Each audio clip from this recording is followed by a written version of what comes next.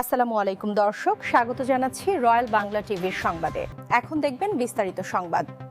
ত্রয়োদশ জাতীয় সংসদ নির্বাচনের পর গত 17 ফেব্রুয়ারি শপথ গ্রহণ অনুষ্ঠানের মধ্য দিয়ে গঠিত নতুন মন্ত্রিসভা ও প্রধানমন্ত্রী তারেক রহমানকে স্বাগত জানিয়ে অভিনন্দন জানিয়েছে ন্যাশনাল আওয়ামী পার্টি ভাসানী।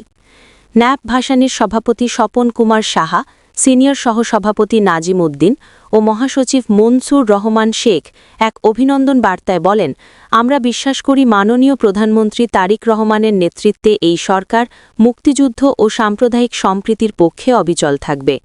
নতুন মন্ত্রিসভার সকল সদস্য গণমানুষের অধিকার ও গণতন্ত্র রক্ষায় নিষ্ঠার সাথে কাজ করবেন বলে আমরা আশাবাদী। বিবৃতিতে ন্যাপ ভাসানীর মহাসচিব মনসুর রহমান শেখ নবনিযুক্ত ধর্মমন্ত্রী কাজী শাহ মোফাজ্জাল হোসেন কায়কোবাদের দৃষ্টি আকর্ষণ করে বলেন, আওয়ামী ফ্যাসিবাদী শাসনের কারণে দীর্ঘ 17 বছর তিনি প্রবাসী নির্বাসিত ছিলেন।